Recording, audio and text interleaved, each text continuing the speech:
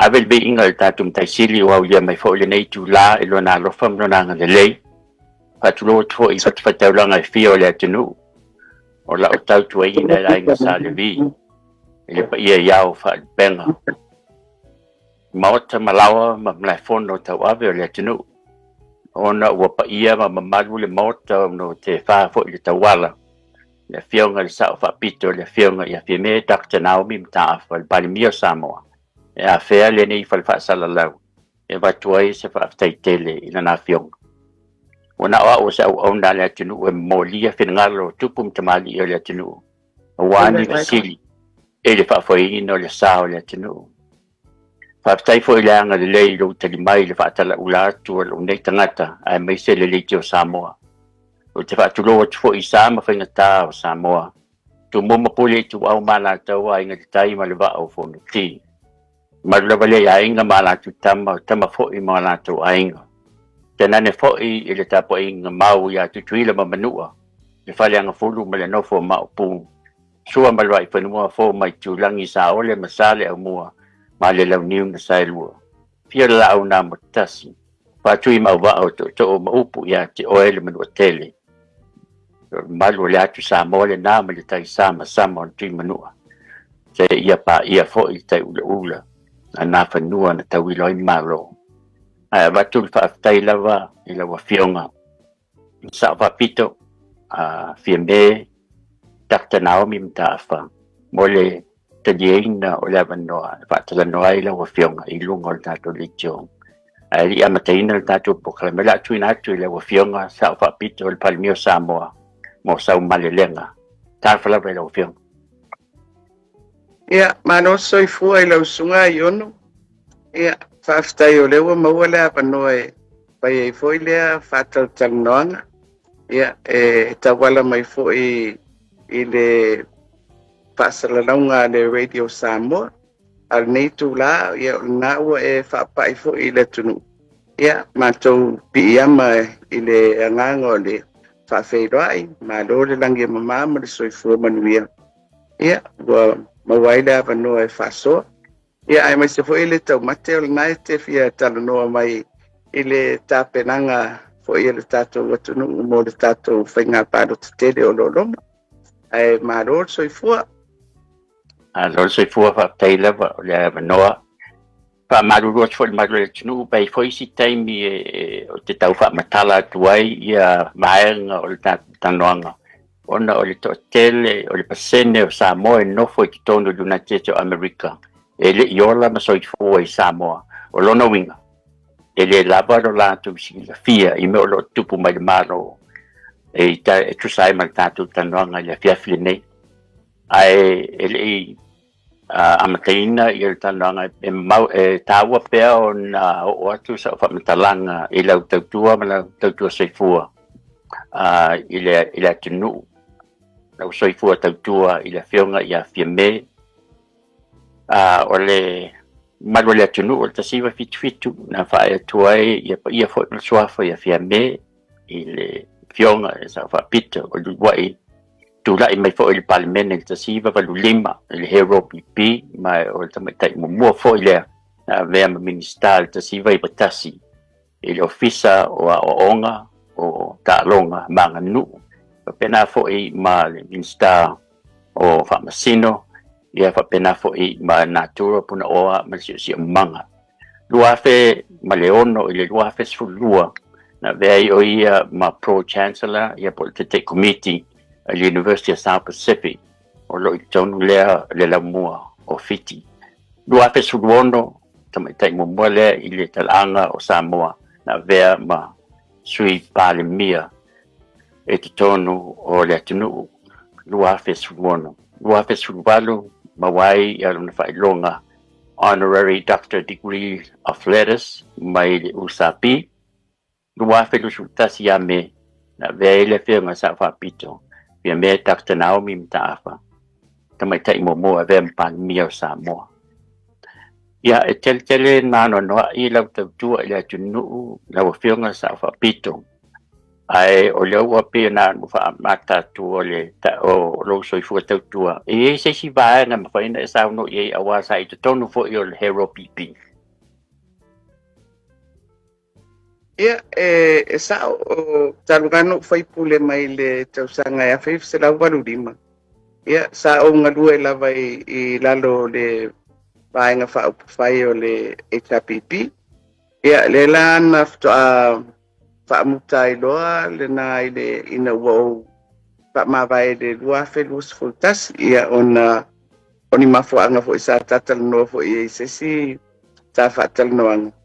Ia i le mawhaiona o langolangoina nisi o tū la whono sa whaanga solo i le whaiungo le napa e inga e o e sui ai fo il tato whaamsinonga ia ai me se fo inisi o ai e inga o le whaamsinonga o whanua masua whanau manatu ua le mautu ai le malu pui pui o tato ai a whaatu la whono ia ai me se ia me sina fo ia le tunu i le tato whaamsinonga o whanau masua ia o paftaia mo le whamalaulau o nā tūlanga uma ia taru fo i ona nofo matai mai ia tuso la whai se rau fitu ia le wala tala tātu i le limas full tausanga taru ona bema matai luas fulu tausanga ia atonu o tupu fo i le nā mea o se mea le i fuafuaina ono ua pave maliu ia lo tama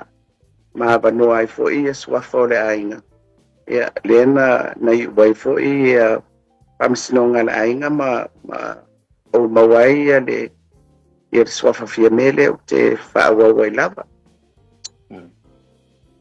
Mara whaptai ono e tā ua o tua a toi matna tu tua a ia hisi po i o poutoa le atunu ono malu fo ia me se tupulanga ro whaafonga mai e le imamala matele i le tulang.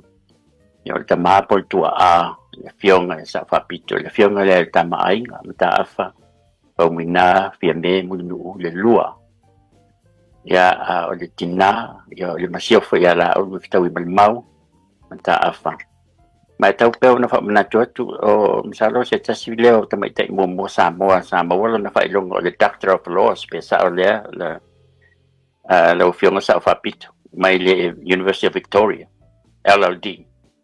Io o lo tau sanga mua i le University o le awhai se lau fitu wonu i lo tau sanga mua ai whamanuia i nai ia la uru ia fitaui i le whailonga na wa e tāua o le mai le University o Victoria mai o le University foi na o le sau awa ia tu ia ia masai foi le taimi a onga fitau i New Zealand sa ia i le University o Victoria University o lana lava matata sa ona tau aveina o le tūranga wha onga.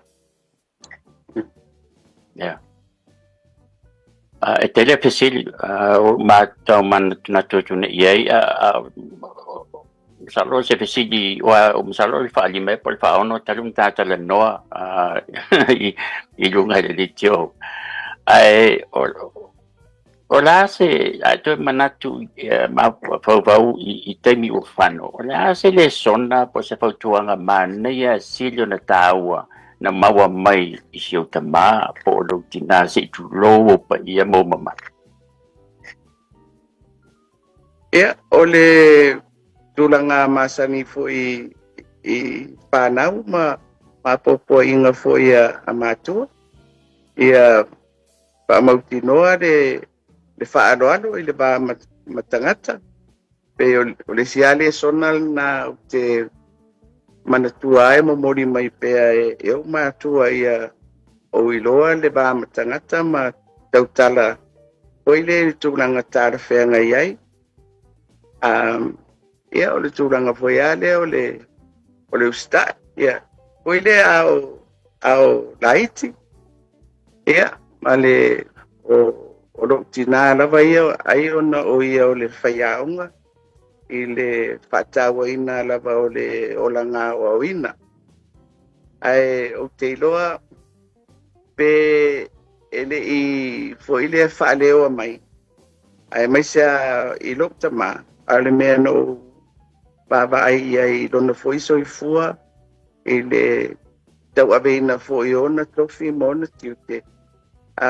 O le si winga no mai tawina ma te whamawina e tāua. O le lava o lona ono sai ma lona whapapari. Malo whaptega o te misa e le hero pipi pa ne pele amata mai i aso ia o masalo o lau fiong fo i ma pena fo i ma le fiong ia la auli ma le toa sai te tono le hero pipi.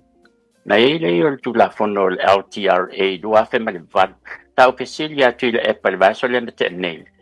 Po le alme na le fa tu le tu la fono ai o na ia sa ndanga fa pe e se le fa mtalanga e ma fa na fa tau e tangata ia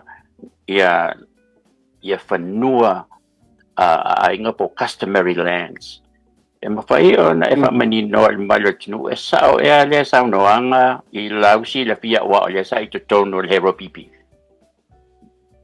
Io e sa o le nganga o tu la fono le o le tu la fono foi le e fa maui nai ia fanua o le atunu. It's a registration system, le LTRA. Sa marosi lava le interpretation anisi o le atunu ma o lo lato tau aveina pea. O se whainga lea e fa pea e fa tau ina toi fanua ia ai onu. O taru mai le nā mea, o e si la fia ua i eni whanua whalenga nuu ua whatau. E le ai? Le. Ia o le mea o te o whai fo ile, e tai pei fo mea o te tupu yaso nei, o mea a mata mai se tamai mea ai fo o matua ne nefu uma malema malama tangata.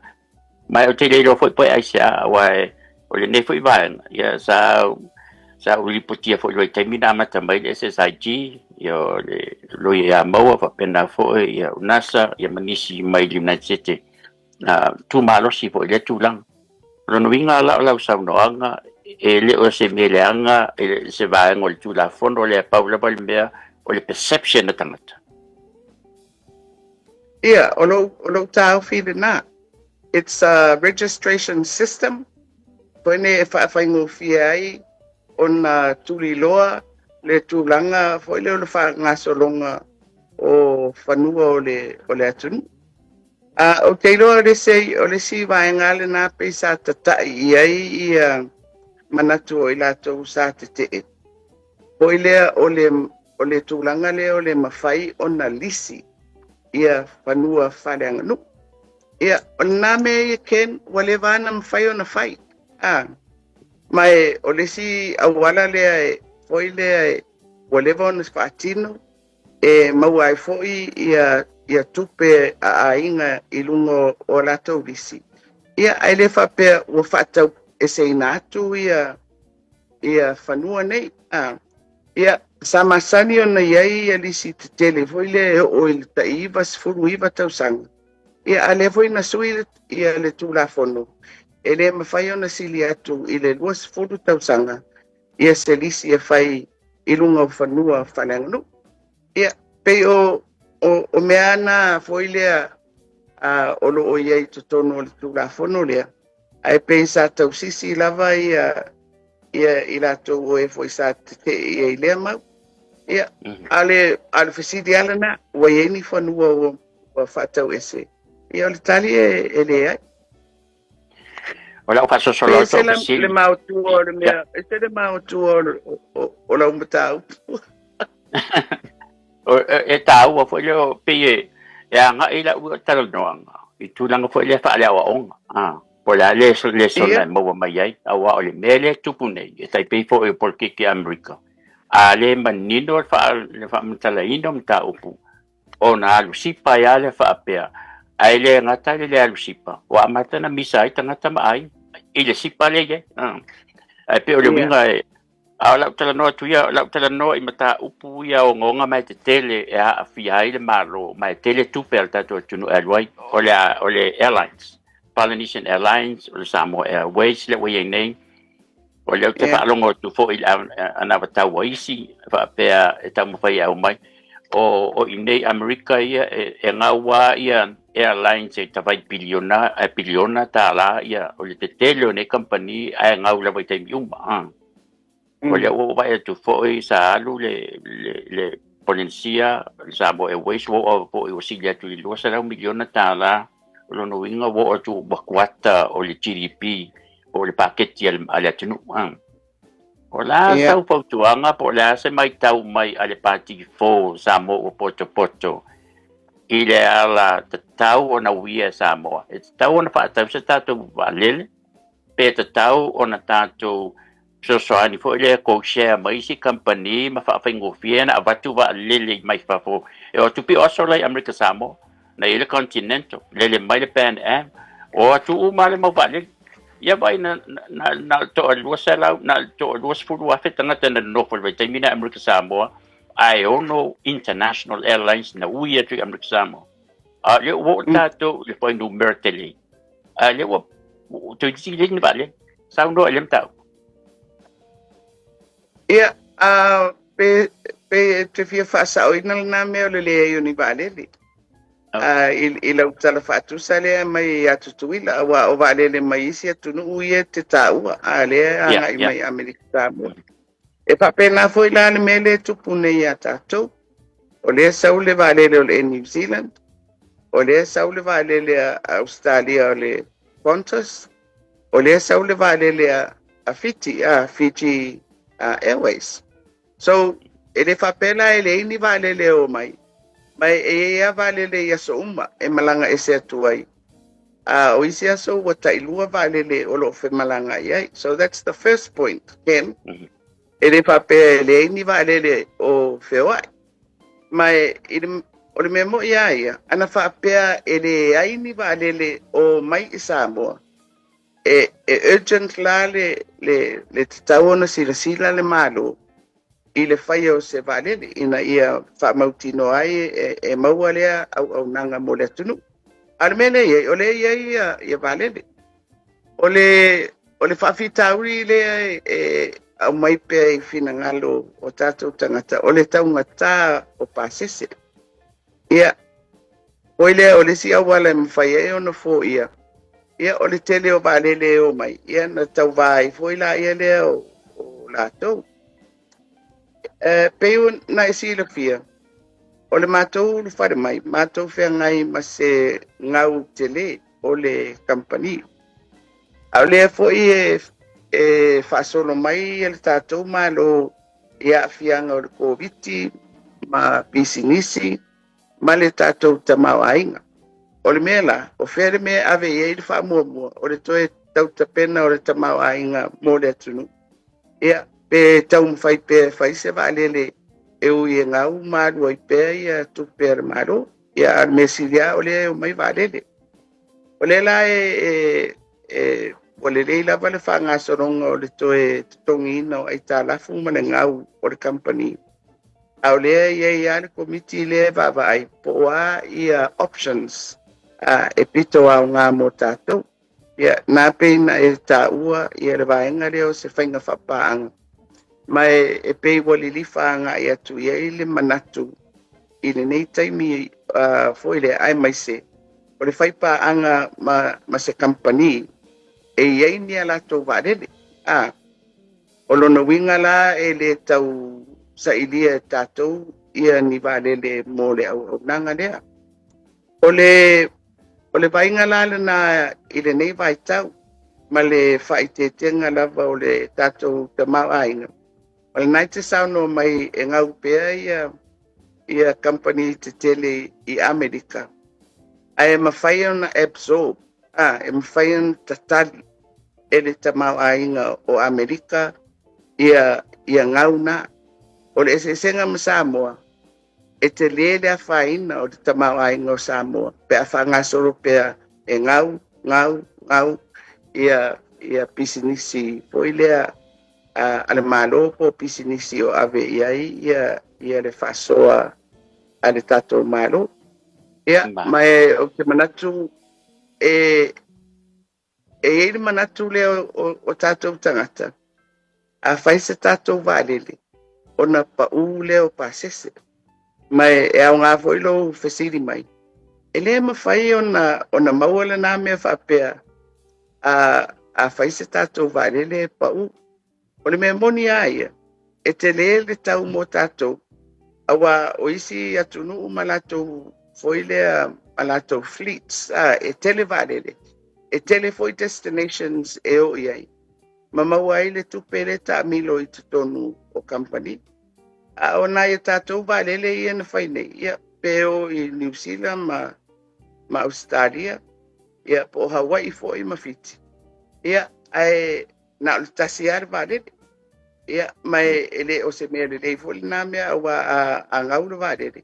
Ia ona le mwhai le ona ngai oil business pe risi mai se vārele whawai taimi e whai me whapena.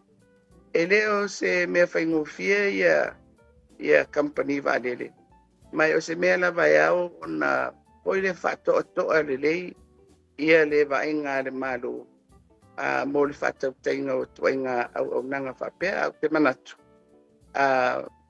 O le mesiri o leo mai vārele o te loa a whapea e whatino se vārele e whapipi iai ia le fua le tātou malo. Ia o te langona e le rei lava le amata mali i se whainga whapaanga. Ia, ma le mele nā te whai mai i a Amerika Samoa na luas fulu afe tangata. Ia, o si a tātou fo ia tunu ui nei na luas te lau afe tangata. A whatu sa tusala i isi malo e whaitau miliona. Ia, o le ese senga le nā, o i leo ta mau a inga o lo i ai. Ma le ngā whatia e ta mau a inga on tau ave i ani tūlanga o ni ngau. I peona sa ta ua ia mo sa mo ia sala la tu continental band te mina la was food wa fe ia le population of Samo a osone o mo le limas food wa fe a le wa nga ila lo numero ba le e what to Samo o le sibanga no si le fo tu le pa ma ta wo fo le lo si le tu ona ta wa I ma ho fongo tangata o me ne e le se me fo sa lo po wa to le fie se fu to sanga o to si le ko fo o sai na Samo ya o na mi foi una menino la tu lau filosofia o le te va ia tu filosofia heropi sa fe se fo ia tu le epa e lana filosofia fa va malo e fa pe o lana ilana te inga e le fa I tu au sa mo I se tu nu so se tu nu lava e talia sa mo so ani mai so se tu nu e rono winga po ai lava sa wele so ani o le tu le na e pa anga Samo ese nga le filosofia ma la filosofia te ingol malo le ai le ese nga tele pa fa pe o saina le te tulilo mai o le tausanga le nei a to ile limas fulu tausanga talu ona faile va fero ile o malo e lua o Samoa ma saina o le afe I se lau fitu lima na whawai ai le diplomatic relations. Ia, ma le e sausaua ia, whapea. E pei foi o tātou whainga pāanga ma isi foi atunu. Mo atunu la iti. Foi le e le whapea foi e whai pāanga Samoa ma atunu uma o le lalula. Ia, o te roa o maro te tele pei o Amerika. E fia uma tunu o le lalolangi e whai pāanga foi le whai tūranga pāwhearoa I whaapao maro. Ia mai eia lato ofisa, lato embassies, ma tūranga whapena. Ai mo atunu laiti. E le whapea o tau wheturi uma mai le lalolangi. Foi le e fia whai lato whainga whapaanga whaapao maro ma atunu laiti. Ia e pe o le tūranga ia le iai o tātou pāanga taularata o New Zealand ma Australia. Ia tu watu foi le I Europa o tala whasoropito foi ma whasotainga ia foi le e iai Britania o leo tala no atu I whainga marole ia latou ofisa nei o Japan ia o le si foi pāanga le whatever foi ona whaia tātou ngā ruenga whai whātas. Ia, ma le malo tele fo'i o Amerika. E lo la foi le talia tu pe la ofisiri. E le lava se swinga foi le vai fo'i le vai nga fa fai le nei. O le si fata i tainga na matou pale mai. Wa uma na faile ofo Samoa e tauala atu le taimi o le painga malo a le HRPP e tali malo i le Commonwealth. Ia, mautele i whapea ona e se le matou whainga malo o le a se mai ai. E sa matou whapea nā lava ona whaaua wina le ofo a Samoa. E tali malo i malo le taupulenga mai e le o se tūlanga foi lea maua so'o pe maua ngofie le tali malo o se tunu le titi pei o Samoa mo le whalapotonga lea o malo le taupulenga 5 ia tunu o sui a wai o le whalapotonga lea. La fsilia tu il soi fu malo loina healthcare il tato tunu Samoa. Salo o le si no tanone le fiafi se tasi rentala mo fa mai a me le fsilia dialysis o malo si tele tato tunu il fa mal tot sa ele termina fa sai tu le epa mal topati termina o roye mal auli mal toa hero pp fa tawino si pp zarpe manto fo na vite pe o le nganga fo ile o no tele lolo me ai o le fesilia le fo ile to tele tanga tus o le tele tanga tai e ma me se e va pena fo nei United States of America me se tun ile na samo o le anga o le o me ai ta ma fa ma le tele me ai lolo ma le ai o se exercise ai o tele ofisilia tula o wa tele ni ta o pu ya e wa fo ina pu le tanga tai le nei fa itali ai o le ale bro le malo i le mele a batu sa mo e tai pe o milento fa sa ia si pp tai pe is there a role in government ma fa no to ta on a si lunga ia le pasene po le la fonga a mo me foi nei o soda o vainu o melolo o me fa pena ina ia tama pai fo ile o le si le te baba ia tu bankrupt sa mo lumana i talu le tau o le soi fu malo loina le mele te baba ia te tai pe fo America e pei o le mafaufaunga le wanga ia tuai e tali ia tuai ilu i tau ia fal soi fu malo loina o le manatu foi le tauna ta uma mafatanga ta Samoa i ta uma fa Samoa ea foi le a foi foi le fonga ta uma fa masani o le tunu tato talo ma ulu mfai ele ngatala ele foi le una ia pea lo le fa mo fa pe pole laisa por falau mata ea e pe o le si awala na de wanga i le tala noanga e pai o le fatupu foi le o le atina e o le to ta mafa ina ia lava ta mafa la tunu ai o lo o va adua fo i maleanga o de soi fo malo roina e le lei ta mafa Samoa lo me ia ta to te au mai mai fafo ia foi le ele ngata foi la i le naitu e vai fo ile tu tau te mawainga i le mele ta o le import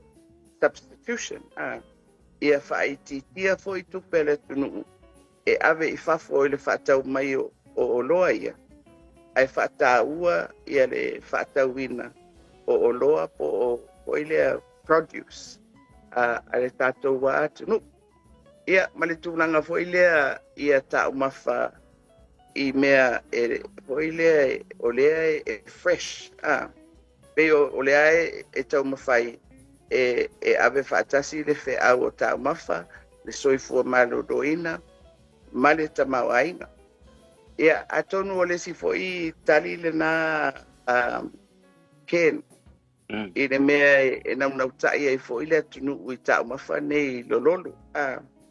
O i leo siu pipi o maamoe o patua moa. Ona o le mea sai ai e taungata. Amina taungofie. O mea ia sa taungofie ia sola. Ai o le fo i wailoa e tangata i fafolo o fo i lea ngausia matapena ina ia tua inga tau mafa. Le ai o le fo i le maketi o i lea e mawhai ona ave e ai la tau manufasi o vaenga le tino o i lea taungofie. Al mela e watuku ua le toi taungofie. Ua si ia ne fo i lunga le tau o nā mea. But it's an economic thing. Aken. Ko i lea e mwhai o na ngawhatia tangata o na patau mea ia. Ia, o le aisa o le lei lava.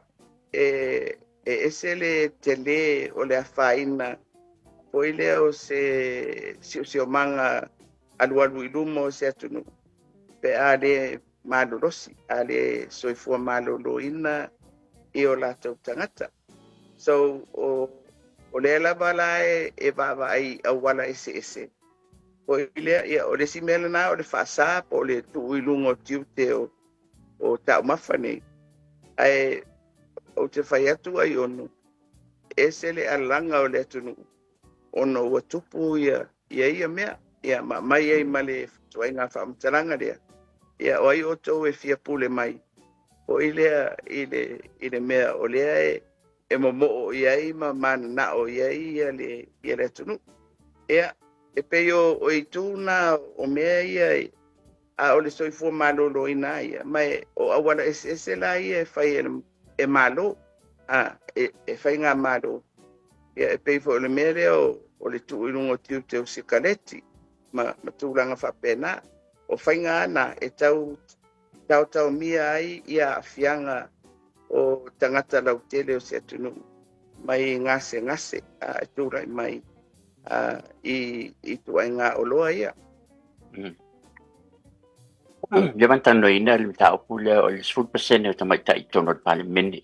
Le whaingatai o le mta opule so se atunu ufo e whaingatai ona se ilunga le numera o tamaitai. Ia te vai atu fo i o le Pasifika e whapenala. O le lutau lea mo le atunu. E fo inisi whapea ala mea leo na le whaisetu la fono e wha amalo si ai te tau ona i se sui e to tasi o tamaitai. Ia foi tu maro palo tau mani e limas frutas. Rather than giving them a 10% after umale palo ta. O la so fina ngalo i le mita o pumai o le si fo i le vaa no te tau silia tui foi. E so la ngona fo i le e whailonga tangata o ali i tamaitai i te tonu o le parliament. Do you sense that? E se la ngona whailonga tangata fo i le awa o uia. E il taimi te wawai atu fo i la unga tamali. E pe e maso a le ali. Fo i le ai fio fo i le te pio le ta alo la kapi. E whaatoa mai lawa atu lai mai fo i se tamaitai e whaatoa lawa lana sau noa mai. O te ro whapea tu la o te whapito sau whamtalanga po i lawa tamaitai tu lai mai po se apionga. E pai le mua ua pio le si le vanga o le mana o mia le atinu ulu mai taimini o sanga tai toa. Ua se vevesi te le lunga o social media ma le laulangi atu. Te ro ulu ilmele tupu i tanga Samoa. I whawhane. Ai, si sao no mai na. Ua pe ua tele au whamatalanga. Sao no mai lau fio. I te tonu o lau tanu no mai. O le memo mua ia i le tulafono 10%. Ia, na afua mai lea. I se whai unga tai o le Pasifika na whai le lato fono. Pe o le lua festival tot. Te lo foi fai e fono a tai tausanga taitasi. O le fono la na fai i Rarotonga. Mai na foi le na ave ala le vai tau lai a taitai.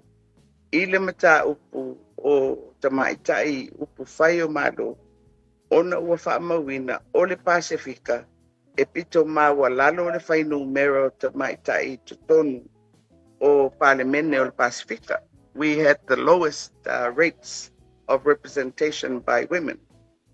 O na fai ai leo le fai unga, na fai ai leo le declaration tai o le Pacifica. Ina ia foi lea tau aveina le matau. Ma faini tapenanga e tali atu ai I le tūlanga. Ma ia whaamauti noa le iai o se poilea o se leo o le itu vai o tamaita I te tonu vai. Ia o whailan na whalau iloa whalau I te lea taitai o Pasifika. Au te iloa e na o le tatou taitai na foi mai. Sau loa whaatala noa. Pe whaafeo na whaatino ia le whaamoemoe, ia le lan whaatulanga I lo le tatou tula whono lea le ia I nei o le 10%. Ia, ma le tūlanga foi lea o le whaanu mero le 10% le amata mai o le 5. Ona tau ai lea ona whaise ai inga, ona foi lea e 5 tasi ia I tū malo. Ia, ona whai ai lea o le ai inga. E mawhai ai ona se e tai le whainu mera I to tono le Parliament mai le 5 tasi anga I le 5 ono. E fua, pe to fieta mai tai, foi lea e ofi mai I le whaungai no le 10% lea. Mai foi lea, o le nā foi whase tai inga o whainu mera I to tono le Parliament. E iei foi ona afianga foi le tūlai mai, mana tūlai mai foi le pārota le taluai. Whai mawhataita inga. O le wai ul pārota 2.5 ia le fast ma le HRPP. Totoe ai loa le sui tuto tasi le fionga ia tuana. Se e mai loa tuana foi le se e mai I le fast. 2.1 ai loa le fast. Ia tusa o le whai numero silia la dea. E mawhai ona whaatula ia se whai ngā maro. E tupu le melna. Ai toi whaapea mai le whai pārota. Oi, e se sena ia. E le 5 le numero le 10%. O le numero e ono. Ia, o lona winga. A whaatulanga la le whaanga solonga mai o tamaita I ofi mai le tula whono 10%. Sau lo le sui tamaitai. Alu lo le HRPP. Tutusa I loa ia whai numera o le foile o pati e lua. O na maua I lea, foile o le tūranga lea tau, foile I matau po tau wha parliament. It was a hung parliament. O le mawhai o na maua se pati o lo ia se numera silia. Ia, o le sila vala le nā ken, o le wāri ai mai le mea na tupu le pārota taruai. O le e ono to e tilo ai foi. E le ngata lava I le mata upua ia o le whaamauti noa o tamaitai ma se leo tamaitai tono le Parliament. Ai au foi la ona tilo. Ia afianga o le whaatulanga ina o le Parliament ma whainga maro e tutupu mai e foi le tula I mai I le taimi ma le taimi. Ia te aua ia. O le silava tūlanga foi lea whaavai I le sao mai o tamaitai te tono o le Parliament. O le whainu mero o tamaitai, foi le si a au e fia avea masui tau wā. Mai pei lava o so se whainga foi le o whainu mera. O le mawalunga lava o whainu mera e si I mai o lato wa au. O le mawalunga foi na o se whainu mera. E sao I te tonu o se whiriwhiringa. You know, there are higher odds if there is a larger number of women who put their hands up. Ia ai pei a tātou whaitau I whainga pārota taruai. Taruai nei, male nei tausanga. O le lava tau te iei le whainu mero le 2.5 a mawalunga 2.5 tamaita I ofo ina mai. E fua lea I le oile le fitse fulu ia pole lata i le selau o sui tau wā ali. So just on those numbers, Ken, so ole sia critical and fundamental factor there. The more women who put their hands up, ole whaatupula ia foi na ole avanoa e se e mai eita mai tai I tonu o le parliament.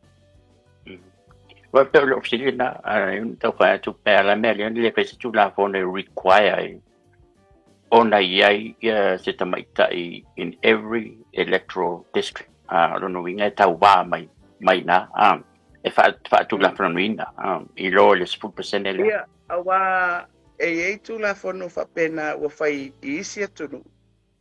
Ai fa o fia tu la I fai I party e fa pe atura e te tau I party ona tai 5% ali 5% tamaitai o ile e patula I mai e party ia lato sui tau ba ese era ese a fainga ua fai e malo o ile e fa mautino ai le iai o tamaitai ma le fa tupula ia o le fai numera mai o le malo falani e ai le mele na e fa malo sia le 5% o itu ainga ia lua o ari I matamaita. Ole tapos fulto sanga taluai na o whaangolongo ai o saunoa I tui la epa e whapea e le mana o e palo tatu tanga te whako o leo tamai tawa tua sui sa o whapea fo sa te fo I mta upulea no e ru mana tu whapea o sa mo I whafo e tau fo na mawhaina palo ta whapea e anga wa mo le tūlanga o lo I el palo ta me leo tawa wa e toi nei e o whatupu bebesi o la o diaspora leo o tupu nei o la saunoa mai o la so finangalo e te tau na palo tatu sa moa le fafo pele ia ele se me faingo fie me mo na e pe fa feo na fai o le ale tau e fai ai ia o a foi la ia inga foi le e anga va ai ia tatou tangata foi le e paro tamai o le memonia ia na fai le folanga le fast o mailo o le a fai le tapenanga o le melna ma o le alavala na fai le tapenanga le la ia le tula fono le o atu ia le por kalamea le parimene e pasia ale o fata apele le parimene e pei o se fainga tau amata po ile amata ona va ai I poa ia winga ole na fainga ia ole memo mbuala I le turafono le sata pena ia po ile mua ia mafaina le stala tangata ia nei ia e tau na ia se taimi po ile sa ia nei ai mai se taimi e fai ai ia le fai taunga po ile le census por fai taua fai o tangata ia pe o lesi ai inga lana o le ia po ile ia fa mautinoa o le ia se no fuanga po ile fa mawina o na tangata o lesi tapenanga po ile sa va ai o tatou tangata ia o e whaingaruenga I fafo o ngaruenga po ile fa ofisa le malo o fa ba malo ia o le foi o tele tatou tangata ia feo ai o ile ngaruenga fa vai taimi ia o le ia tatou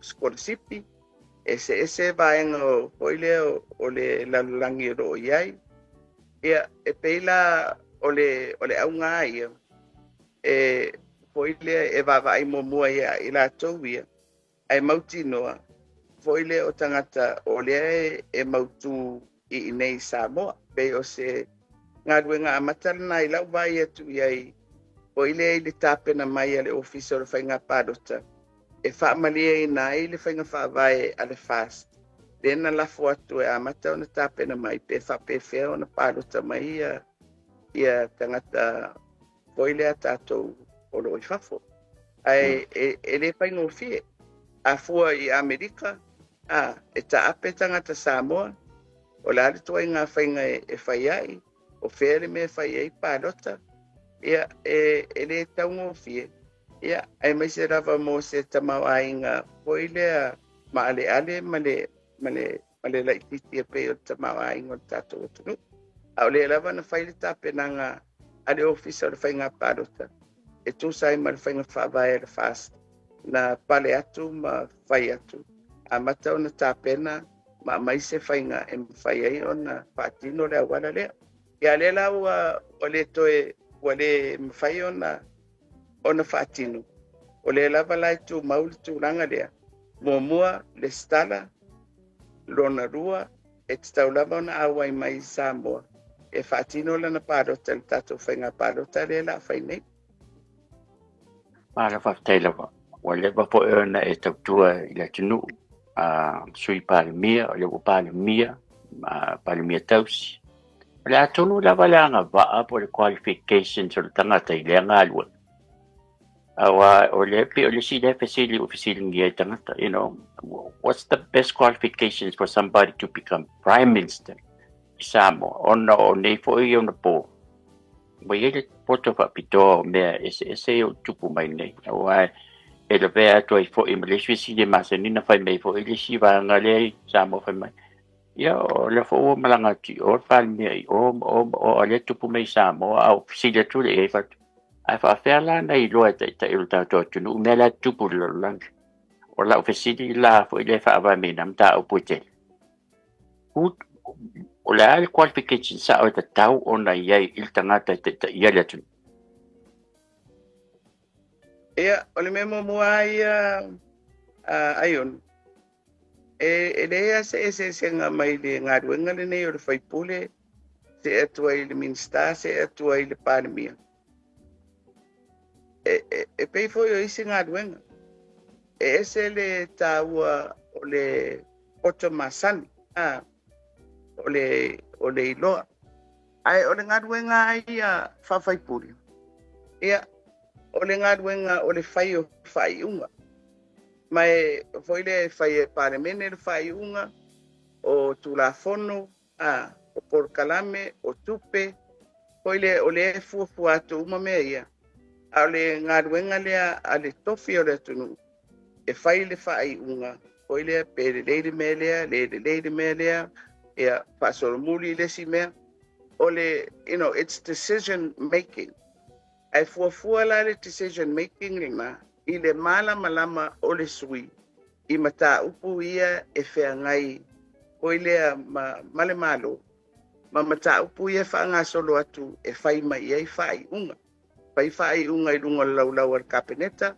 fai faaiʻuga I le mautafono Samoa so foi lea e tatau ona iai le malamalama galuega faalemālō tauna iai le malamalama I mataupu e faatulaʻi mai lea taimi ma lea taimi e tatau ona iai le malamalama I le faatinoga o le faagaioiga o auaunaga o faatupu le tamauaiga ia o mea uma faapena ia e mawhaina o whapea atu foi lea o se whaataitainga o le ngaruenga o le tausinga mo le atunu ia e taipei lava foi lea o tausinga o ainga tausinga o nu ma le vaaila o tele foi lea e ia latou watu iai ia le pule e whaatino ina mawhaia whai unga o fele ala e adu iai ia le malo o le mea lava na mai e tāua le iai o le tangata foi lea e nau I le mea lea pe whaafea ona whaangaioi le whainga malo pe whaafea ona whai le atina e o Samoa foi lea e te tauna iai I le loto o le tangata I le whale atu I le tofi lea o se ainga lautele awa o le tausinga o le atunu le whea ngai ma le tofi lea o le whaipule o le minsta e oila I le tūlanga o le taitai I le tūlanga la whataitai o te manatu o whatever ai ono o le na ta mai no minsta mai lava i le afe se lau i vatasi mai o le mea moni aia i le vasenga o faipule o le lau ar kapeneta o le mea na e pau i ai le mamafa o le ngaduenga o le whaafoeina o se malo ia o te rangona e te levo i whaamanui ai na o loo o la whaafaipule na i te whaamalau mai o ile fia tausanga talu no ia i le kapeneta fia mata ngaduenga ese o unga lue ai o nā tausanga uma ma le ono tausanga no faipule ai foi le ta o le backbencher e ngaduenga foi faipule ia o le vaai o pepa nei e avatu e le pule fatonu ma to te vaai i li poti am ta ngaduenga taitasi e avatu ia le talo le tupe matula fono o le o mena o ngaduenga faipule ai maise e tawala mai le komiti faipule o le siaki po le le fatino ina e le pule fatonu ia le fafoeina o le malo le sila vala na o ngaduenga faipule ai se e mai loa i le situ i le sa fai lungo lau o le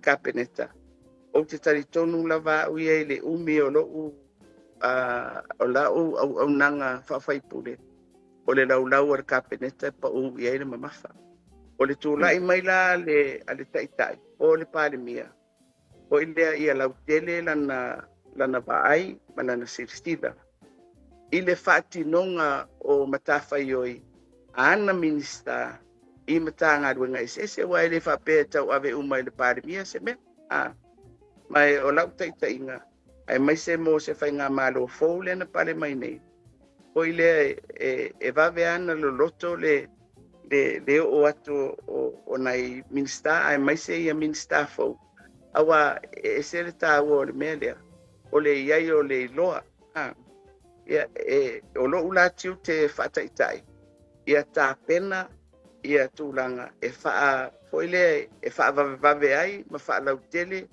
ia le iloa e minsta ia alo mea e fatino ai ngā duenga ale mtanga duenga ia malmea le mfai ona alofia fai tau pepa tala noa i tangata fai ngā duenga malo lo ia to mai whapitoa ia pe sa ili fo inisi atu i tua atu le malo ini whautuanga e au mai e whaua ini whai unga e whai ele minsta ia male kapeneta i lona tūlanga koile a tu fatas Malo whataira wai rau whionga sa whapito.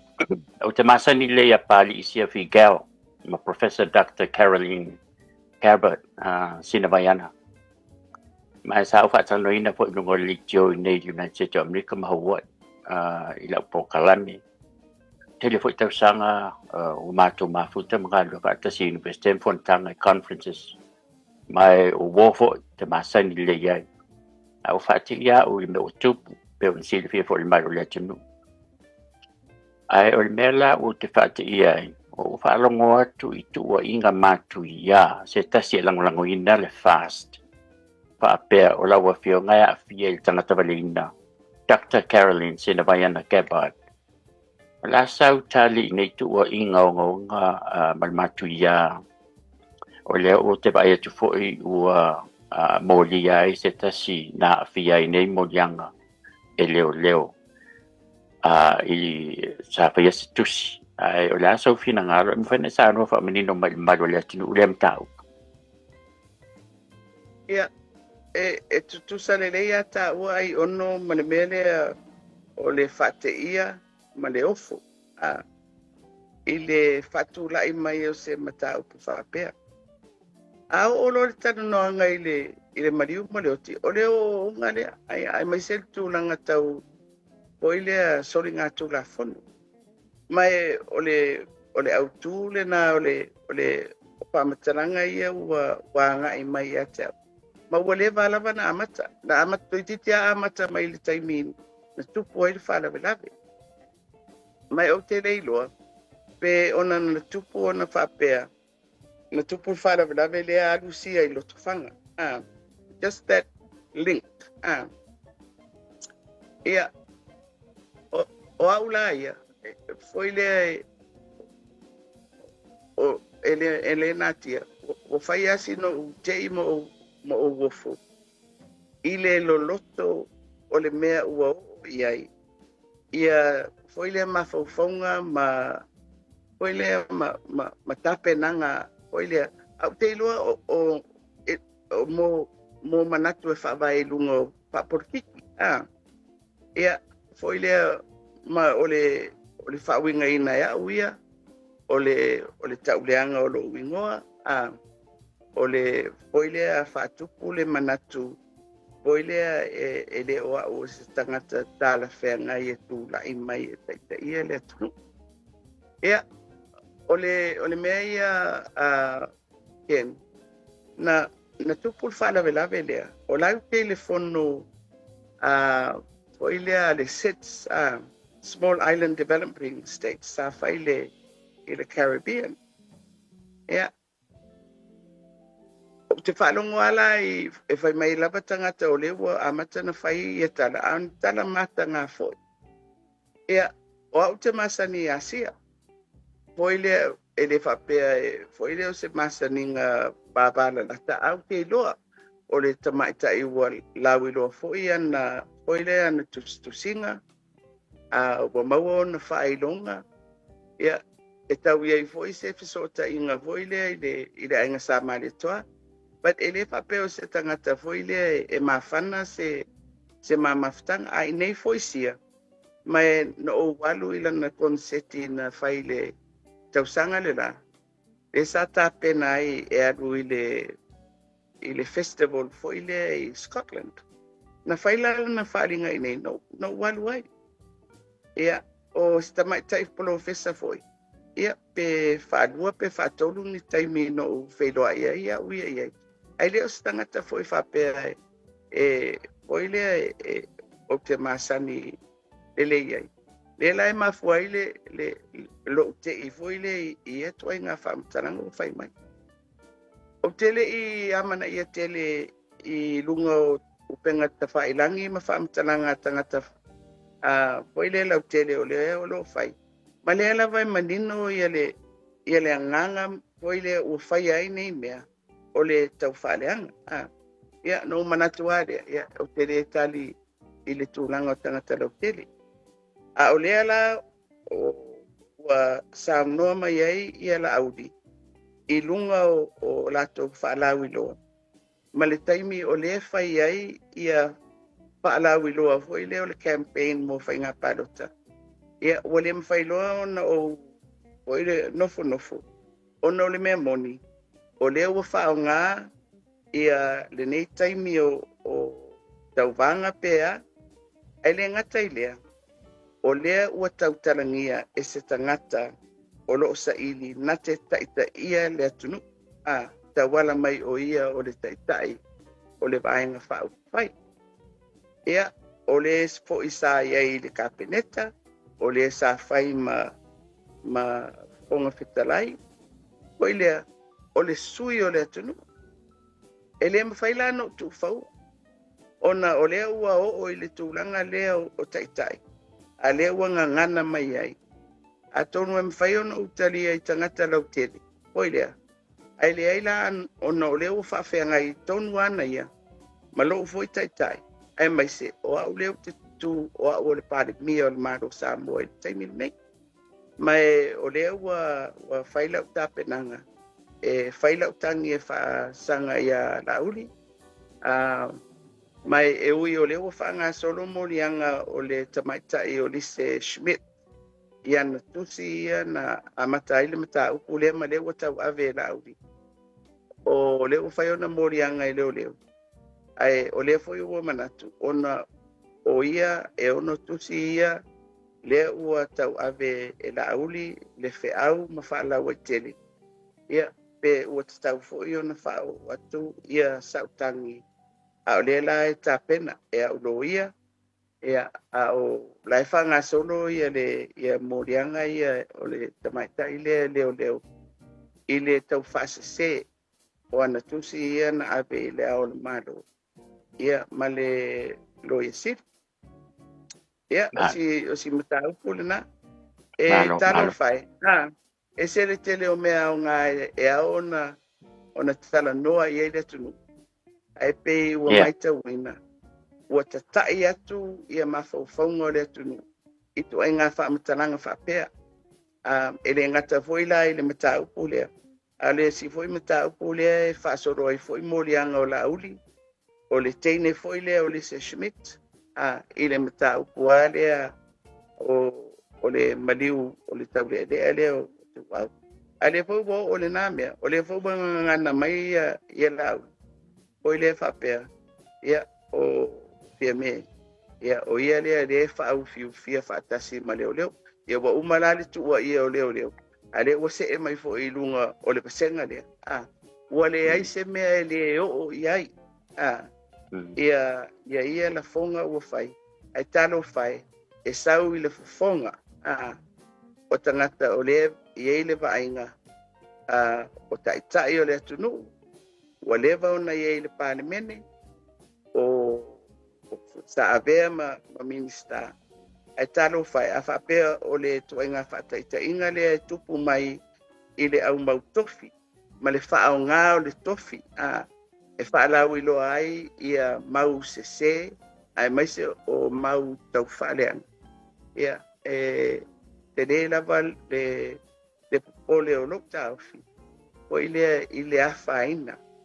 O le mamalu o pūlenga. Ia, ai mai se foi au nanga le tatou mtanga luenga o leo leo. Ia o le au o ile tofi o parimia. O ile aia ni papui pui po ni patua oi. Ia foi tua inga tua inga. Tua inga le whaavaea. O ile le fai. Ai tatai atuai ia le tunu.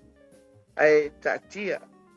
Ia ngā ruenga ma fuafuanga e fua mai iai ia le pitfilinga le tunu. Ai mai se le nei taimi o tātou whainga pārata. Malo. Pe uma o tā taimi ali ai on. Ia, o te tasiana i fisiti le whaamabole lava. O sia tupela e mele na malepe ia le fast. No fisiti atu le epa ai o lana saudoanga fa pena na saudoa tu la auli fa pe e fa ngalo power e ave ese ai ia modianga ia leo e sa o ia se famtalanga po saudoanga fa pe i le mele na fa le tunu le na fa marolo i la auli ona o to i la auli malana vaenga Pomblesi le lato pati ai pati auto o le ale sa o ngam fena fa menino malu le tinu tapo ke ai li vai uta le pokla. Ia wa vele mo molianga o lau. Ua tupu ai se mana. Mua. Hoi le sa le tamna fai se molianga o le minstare. E ui ele i whai maia le upu lea. Ai e tusa o lea ua whape mai. Ua tupu ona ua mōlia ia lau. O le minsta, o le taitai fono o le pati. Ona ua mōlia. O ele taitai, umatou le toi whatua tuaina. Oi, Ia, o la ula fai tau i le melna, a whapea o le ufai mai pati a te au i le whatuatuina. Ia, o le mela e tau no fai. O le vaipole se au wala e ave se ai mea ia. Ia, o na ufa manamlama le ia. Ia, e le whapea a minstato e a taitai fonu. Na le moria i lea, mai e le o moria i se la auri i lunga o lana ngā duenga. O ni fale tonu fale ngā duenga. O la e moria na ia, ia nā tape na ngā, o ile ana ia lava ia, i se mata upu, o ile fale ura hono. Mai ele o se mea le pati, ele o se mea le malo. Mai ele i whapea fo i, na fai ai se tala le pati e alu fai meia. Le na fai fo i le kapeneta e alu fai meia. O ia na alu fai meia. Le la wai uai. Ina mo lia e leo leo. E al memo mua na. O la utali foi la na e le pati ile anganga le e ali e mai. Pa fena tupu le media. O le mo lia o se tatou taitai.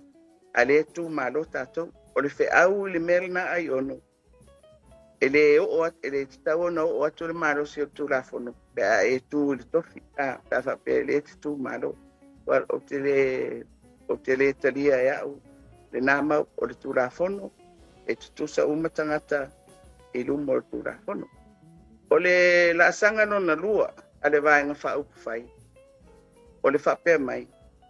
Ia, fa mau popo pe tatou. Ai, oilea. Patu mau pea ia la uli i lona tofi minista ewi o leo fai lona morianga marela whangasolo i matau. Ia, ele mi fai foi ona o dalia le na mea. Ia, ona oile o le tausinga lava o le amiotonu ma le mamalu o le tofi. O le mea te tawan fai. O le se ese o la uli. A fio e tali o na morianga. Ia, na vaila ia lea po la fai unga o le matau. Ile Malaysia mea ken. Na tupu foi le mele ia la uli no foi inga le foi le na minista fatasia i atu ilepa. Ile pai inga le o le lua fesfulu ono ile lua felus fotasi. Esa minista ila uli ile foi le mtanga aduenga o fatoanga. Na afia foi i tulanga patula fono ilo la va foi malesi fai pule la fionga ia pesta pai e loa ia molianga i lumon famsilong ia pa ma vai mai lona tofi oile ina wo fai atu ia lau o te tau na fa ma vai mai ai fa mai ele ai ona o fai atu lo le ai Ola la me na ifa ma vai ai taimi por kapeneta atu lepa. Ai fai mai le tali laudi. No fa ma vai ona no uiloa. Ele lango ina au ele parti. Ale mata upu le ya afiai. Ele o se mata upu fo ia le malo. Po se mata upu le parti. Ola ua fai nga pisilisi ma pesta. Le ua fai ia la fina. Ua fai ma wai ona morianga. O lona winga la ai ona. O le tali le na mai. Nala na wha mawai ona na te iloa ele langolango ina i ele pati. O le mawalunga i ele manatu o la auri. E langolango ina ia ele fast. Ele pati lea. Mai po le ala bartulanga titau na wha mawai maari fo ilea. Ai le whaia ona o le ia ile maru si anga o le pati e whatu mawinai ia ile mele. Ia, wale to ia ilo se si mea o te tapa u ia ilo tulanga whataitai. Ia, ona o avelo leo le whautuanga ile au le maru. Ua te tau ona wha maru ro. Ia le fionga ile li minsta. E alu e tali ona morianga. Ia, ona se solo mai ilo le wale tupu a le mele i tonu le pati o le whape mai. O le whatua tuaina o la peitainga. Ia, tala noa la whapati. Are laua la a mai loa i le tūranga o mātou lea e tū le malo o a ua le pālemia. Le laua a mata atu roa i la kapeneta o na ofisiri atu ia sau noa mai. O ai e o lo tu mau pēlo na whatua tuaina o la peitainga. O ai e le o ia o le mela na rena na va e ai lo pa malo la auri sau no mai ia nisi o kapeneta ua latou leto e fatua tuaina o patu o la foilea ia fa muta loa ia tou ngā ruenga fa minista ia ala tuai ma le to'atele o le pasenga o minista langolango foilea o le memonia le latou te langolangoina ia la auri ia ma le maulea o le mea e lolo iai le to'atele e ui o se mata upu ele o se mata upu whapati ele o se mata upu wharemaro au le lango lava i le tangata ia ma le mea o tupuai ia pe o se o to tonga na o le mea na malepe ai le vaenga whautupai mai o le fatu fo o le nāmea o le alo ia ma le tausisi o le tulafono o e langona o le whawae na e tau na savali ai ia se whainga malo ia mai latou o lo tu mau ai pele langona le na e maua a tele i le pasenga o le au mau pule e tu lo le pule ia e le a whaina le tulafono e whai i le mea e ta oto i ai le loto o whai pule o lo i ai ai leo se mata ai leo ni mata upu par malo ia mata upu ia e wai le mea lea Watu whaptai na whionga sa whapito palmi o Samoa na whionga pia me taktanao mi mata afa mo whamano ino luteng na tuatuia nei nai minute te sao no whaai ua i le maru le tunu ai fwoi se vaenga i le i o tela o pesili i le whamon mole e molo a panoa pelkain e whai i sao noanga whaai e te sao noa i so se pita upu lava e whaai ua tapo kalang whaptaila. ia o au no fai tau whapea e o le tele o le tātana noanga pe te tala no mai tāpenanga o le whainga pādota ia ma manu lau ti fo i o lo fola atu o i lea e matou No fo i tau vaenga pesili atu. o le FUP ai atonu la e fai ma whamatalanga muni o i lea o le mafuaanga o le tula i mai nei pati fo na fai eila upu le SUP na whanau mai efu o le malepe o le whatuatua i le atua Samoa tasi e lewa pai atu le tala o le mea na tupuai. Mane. A o le langona mo matou le sa tau aveina mai le kapeneta o le kapeneta le fast. Te io o lava ina ua whata ape le parliament. Ia matou turiloa lava ia folanga sa whai le tunu. E tu sai mo le matou walau dia ina le painga lea. Ai o le la ua whaamuta ia le natu langa o le ua whata ape le painga na matou tula i mai ai o le fast. Mai o le paina lea mai ai ona o le tulafono. Ia o se tūlanga foi lea o te manatu painga tā tele ona toe tu whatasi. Mai o le afua mai la o le vaenga pai pou o le Samoa Potopoto. O le langona o i mātou e sa ngā lue mai le kapeneta. Karu mai le painga le nei. E fia whaawau pea le ofo i nātu o mātou foi tangata. E whaawau le mātou ngā ruenga sa whai mai maua whaamuta whaafuasei. Mai o fuafuanga foi o lo whaatati atu i le manulauti po le navatau. O lo fuafua le lei i lunga. Ai mai se o le talo le tupelea na te ena i le parimene. O le winga o lo whaamataranga. E o le fuafua i lunga o mea Mauti Noa. I le Malaysi.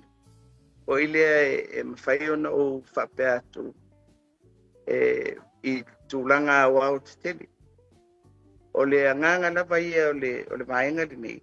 O le foi atangia i lona ingoa, Samoa Potopoto. E mātou te fia tūriloa lava le anganga lea. O Samoa se atunu leititi. O Samoa e whisootai. Mai a tātou mana omia se Samoa manuia. E mana omia le tu whātasi o le atunu. Tātou te si whātasi ia tātou wati nae o tātou te mau ainga. Mai o le foi le awe e sauno mai foi oe ai ono i tūlanga wāri eri mai foi le ua whatupu ai le whewai ina i stono o le tunu. Mai mātou te manatu.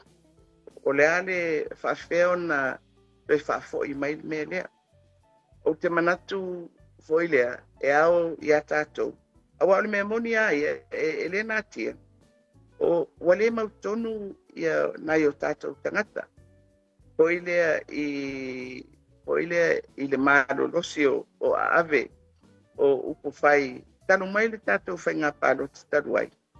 Pa ngā soro mai le fai ngā malole nei. Ia, ma lea ua whafua se i e fwoi ni fai le tātou fai ngā palo te taru. Le le mautonu ua i e le tunu. O le la mātou te foi mafau. Pa feo na tātou to e whafoi ia sa mo i se tūlanga foi lea e pēa loloa i le lei. Ia ma tātou ngā ruru e lima whātasi a tina e le tātou watunu. O te manatu o le me mo e taunu whai. O le toe pou, ma toe whamautu whawai o Samoa. Ia, o le whawai lava e peona whawai mai esi tātou malo e whawai le tua. Le tātou kalitonunga ma le tātou whātua tuanga i le tua. Ia, o le tātou whawai o ilea o le tātou tū ma le anga, ma le whealoaloai, le tausinga o le tātou vāna no fuai. Ia ai maise, le whātaua ina o le pūlenga whātura whono. Pei o whawai ia e te taulawa o na tātou to e whamaupopo mai, ma apo, ma poupou, ma to e whamanatu i a Samoa. O whawai ia, le ena manuia ai, le tele o le tātou savalinga le na tātou sauai. Ai pei o le a tātou whatalale, o le a tātou tiai. O tā ina ese o tātou mawhauwhaunga. Mai whaavai ia. O te taritonu, o te rangona fo ia le vaenga whaupwhai lea. Le na manuia ai le tātou savalinga mai nei tau sanga e tele. Ia, ma le tūlanga ai o le tāpenanga o le auaunanga whanamalo. Ia e tonu a pou o le anava, mua. Ia o le ati na e o ainga mo tātou tangata. Ia o ile tele ia awala e whasoa atu ai. Ia le whasoani ale malo. Ia o le si me tele o le fuafuanga le a o fua uma tātou whanau. Mai a unga amata se i o atu le universite. O le si a poutu madosi le o so se atunu o le soifua o ina o na tangata. Ia o fisosoani mo tangata whaingaruenga, ia o tangata pensione, ia o nā lava ua toru vai aso o whaangasoro atu ia fuafuanga o whata ati atu. Ia o le sifoitu langa o le ati nae o le tātou tamau ainga. O a vanua e tuina atu le atunu. E mawhai ona whaatupu ai ia le tātou tamau ainga. Ia le whaaso atu o ile i tu malo o le tātou miliona tāla. Le fwoi sa fuafua mo le tālo le tupelene te ena e si i mai le miliona te si ma le valu. O ile e whaata ape atu i le atunu. O le tamau ainga whainga luenga. It's an investment. E le o se tupe tufa, o le tupe e whaatupu ai o whatu o ati nae e ngausi lava e tangata Samoa ia e tauala mai pūlenga tātou whanwhawai ia mai se fōi o tātou pūlenga ari whai pūle. Ia o le sosoni atu i pisinisi la iti, pisinisi peololo. Poile a tātou talanoa, poile i tamau ainga. O le si vasenga le tau aveina, le tele o le mamafa o le whaawa uina o si tamau ainga. O tangata anu uaia e lātou te tau aveina na pisinisi la iti, ma pisinisi feololo. Mua e tau si ai o lātou ainga lona rua paise sao i le tamau ainga lau tele. Ia, e le whapea e le amana ia pisinisi tele. Ai, o le nafo i la sanga ia, o le afo i whaisisi la ia le tātou mano. O le si atu langa, o le si pou o le whamoemoe o le anawa painga malo o le siupi. Puipuinga o le tātou siu manga. O na e whai ale upu foi lea o Samoa le tātou tofi. Ia, o te manatu e ngalo foi ia tātou le tele o le oa le iai le tātou tofu. O 40% o le ele o Samoa e umia e o tātou ainga. Ea o le fisili o tātou whaungaina le aseta i se tūlanga o i le whaatupula ia e whaalele ia ia le tamau ainga o le tātou tunu. Ia ai mai se lava o awhianga o le swinga o le tau ia mga ioinga e te tau ona whai e pui pui ai ia le tātou seo manga. Ia awa o le tātou tofi lea e tuu mo tūpunanga o lo whai mai.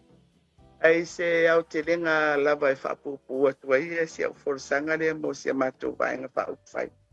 Ia o le au te lenga lava ia o le anava mane manulau tia le Samoa Potopoto. O Samoa masona tamau a inga e ngafa tauli maina.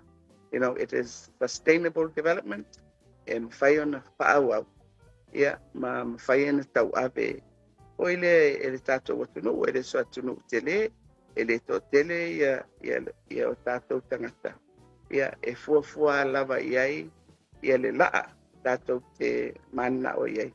Ai maise o le ave o le wha mua mo tangata anu. Ai maise a tātou whanau e tau alatu ia wa unga. Ia ma le tūlanga o le tamau ainga e ngā osi lava e lai titi le malo e mana o mia e le malo e whai pāanga ma le atunu atoa e si i lo tātou whamoe mo se Samoa manuia. Ia, o se au whamatalanga pūpūle nā ai ono e atonu e whai ua tuaisa mātou a whatatanoanga marau sunga i nei e whia. Ia, matoi ngā mori atu ia le anganga fwoi whaaftai ona o le whaapai mai fwoi pe maua se awanoa. Ia, e te reale fia e talanoa ia o le mau o ni awanoa. Ai o te loa o le nei whasalaunga o lo o maua mai vaenga ese o le kelope. Ia, ai mai se fwoi le whaafonga tapu ai mai si o tātou atunuu i tawha e fia. Ia, a ver ni awanoa e mori atuai ia mo ngā lofa. Ia lofa le atua, ia vai tutu saina, ia lana whaamanuianga. Mo tātou uma, ia mana mātou te talo. Tātou tu ui umo le atua, whaamoe moe o le atunu, i le whai umo le vai asu fōu, i lana whiriwhiringa. Ia e tofi mai e le atua ni o tātou taitai. Ia e whaafoe le sao Samoa. Ia manuia foi lau oe sunga ai onu. Pei o le materi toi malanga mai Samoa e asi mai i le atunu. Ia manuia foi o tiu te ma o whaiva. Ma lo lava le tau ata. Tu whaftai lau whionga sa whapito. Ia e wha malu lua tfoi. O le ala te ua o pisili e whasfu fitu lean ki toi. A ono o whangolongo atu loa. Whangolongo atu loa e ta ua o umaltata. Ia o au o te whaitete lava mo whaaloalo pe a longo mai lau a whionga o umaltata imi ia o ne pio tūranga na amatai o na whai ulta po kalami. A o lo tele a pisili e wilea whawhetai lava i le taliaina fo le whaatala ula alo nei tangata mai se le Radio Samoa mo le nea fiafi a tai lava ia manuia na sanga lumanai fo i a mai se ia se manuia lumanai o Samoa ia Samoa o tato po klame la nea fiafi e fo se upo sala la fo inu le ai ngā mga luisele o la utu o auna ia ai mo le nei taimi mo le nei fo i fiafi saifua